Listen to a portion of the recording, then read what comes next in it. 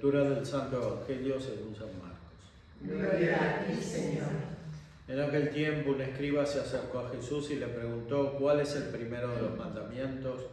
Jesús respondió: el primero es: escucha Israel, el Señor nuestro Dios es el único Señor, y tú amarás al Señor tu Dios con todo tu corazón y con toda tu alma, con todo tu espíritu y con todas tus fuerzas.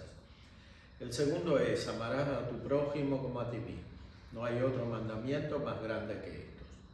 El escriba le dijo: muy bien, maestro, tienes razón al decir que hay un solo Dios y no hay otro más que Él, y que amarlo con todo el corazón, con toda la inteligencia y con todas las fuerzas, y amar al prójimo como a sí mismo vale más que todos los holocaustos y todos los sacrificios.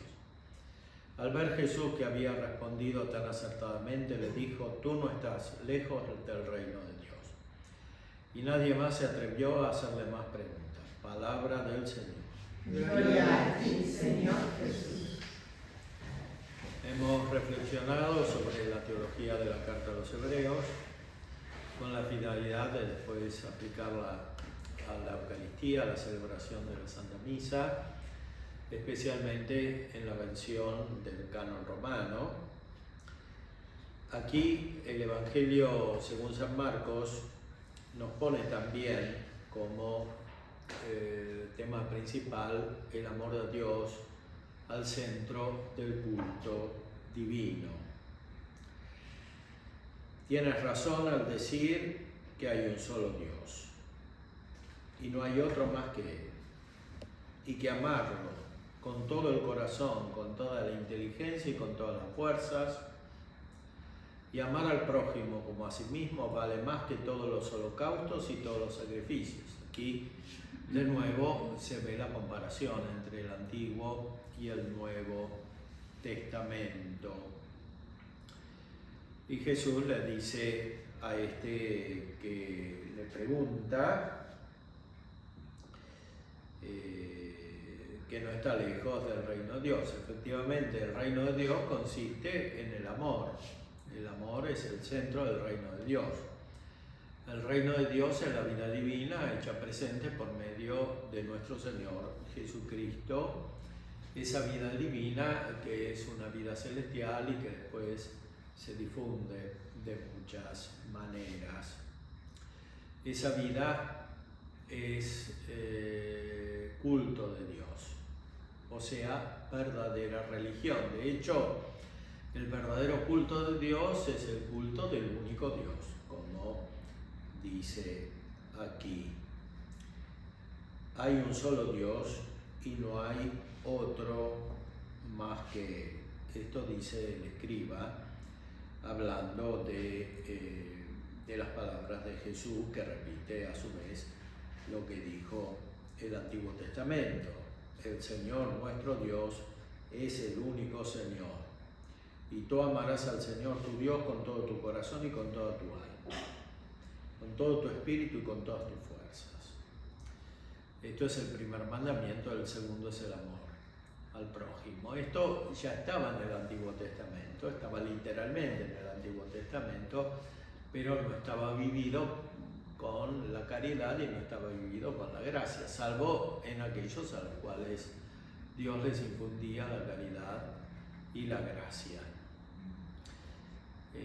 El Antiguo Testamento tenía también un aspecto cultural que era exterior y que era provisional, que después se pudo acabar. Efectivamente se acabó con la venida de Cristo y con la plenitud de la verdadera religión, que era esa incoada en el Antiguo Testamento y después llevada a su plenitud por el amor de Cristo. Ese amor que tiene un momento culminante en la encarnación, porque la encarnación es el fruto del amor de la Trinidad al género humano para rescatarlo del pecado, que tiene otro punto culminante en la pasión, donde Cristo asume el sufrimiento por amor a los hombres, y que tiene su término en la resurrección, la ascensión y finalmente la condición de Cristo sentado a la derecha de Dios. Cristo que está en el cielo, que subió al cielo. Por eso es tan importante este misterio de la ascensión al cielo de Jesús, porque esa es la condición definitiva y esa es la condición a la cual Él nos llama. La celebración de la Santa Misa es en primer lugar un acto de amor al único Dios, al verdadero Dios, y por eso es el acto central de la verdadera religión, que es la religión de Cristo y la religión de la Iglesia, o sea, la religión del amor que une los hombres con Dios y une los hombres entre sí. Este culto definitivo de Dios que hace Cristo en el cielo se hace presente en la Eucaristía. Por eso Santo Tomás y después el Magisterio dicen que es Cristo quien celebra principalmente la Eucaristía, no el sacerdote. El sacerdote es ministro de Cristo, que es el que celebra la Eucaristía. O sea, que hace lo mismo que hace en el cielo, pero lo hace en la tierra, como un anticipo del cielo. En el cielo no hace falta el anticipo porque está la plenitud, entonces no hay celebración eucarística como aquí. No hay sacramento porque está el fin del sacramento, o sea, la verdad significada por el sacramento, que es la presencia de Cristo mismo, el pan vivo. Y aquí en la Santa Misa se anticipa esa presencia, no solo en la celebración, porque es Cristo que celebra, sino sobre todo en la comunión, porque, como explica Santo Tomás, y después lo profundizaremos, el fin de toda la misa es la comunión, que es comunión espiritual con Cristo, el pan de vida. Y eso es lo que pedimos en el Padre Nuestro, que el mismo Cristo nos enseña, ¿no? En griego dice epiousion, el pan no cotidiano, como está traducido en latín después de la Vulgata, sino el pan supersubstancial, como dice la Vulgata de San Jerónimo, o sea, el pan sobrenatural, el pan que está por encima de la esencia, epiousion. Ese pan es Cristo mismo. Entonces, en la Eucaristía nosotros cumplimos todo el culto de Dios, aquel que está expresado por la oración, por todas las oraciones, pero sobre todo por el Padre Nuestro, enseñado por el mismo Cristo, y el culto de Dios que es toda la Eucaristía, de la cual el Padre Nuestro es una parte. Toda la Eucaristía es culto de Dios, y ese culto de Dios lo celebra Cristo y nosotros nos unimos al culto de Dios de Cristo, que se hace presente a través del ministro, el sacerdote que celebra la Eucaristía. Pero la finalidad de ese culto de Dios no es solamente quitar los pecados. Quitar los pecados es el principio, es lo que hace la pasión. Santo Tomás lo explica bien, la pasión se dirige a quitar los pecados directamente. Pero la Eucaristía no es solamente para quitar los pecados, es para unir con Cristo.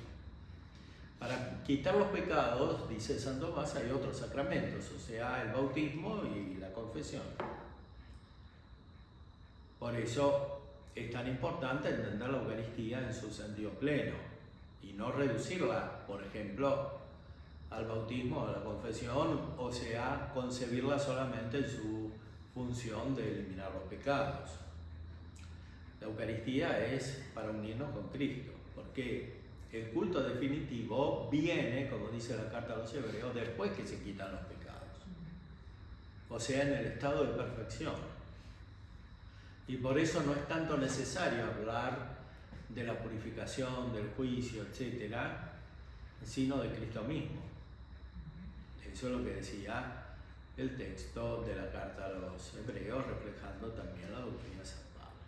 Entonces, en estos días trataremos de reflexionar en su plenitud acerca del significado de la Eucaristía, no solo de la presencia de Cristo bajo las especies del pan y del vino, sino de la celebración eucarística que termina en la presencia de Cristo y que termina sobre todo en la unión con Cristo que se da sacramentalmente en la comunión. La comunión es el signo de una unión espiritual con evidentemente las especies contienen a Cristo, pero el acceso a Cristo que está contenido bajo las especies es imposible sin la fe, es decir, sin un acto espiritual. Comer solo sacramentalmente a Cristo, como dice el Concilio de Trento, y siguiendo la tradición, es un acto malo, es un pecado. O sea, el modo real de comulgar es comulgar no solo sacramentalmente, sino sobre todo espiritualmente. O sea, asimilar a Cristo por la fe y por la caridad. Pidámosle al Señor entonces en esta misma Santa Misa que sepamos entrar no solo en el misterio de la misa, sino sobre todo en el misterio de lo que hace Cristo en el cielo.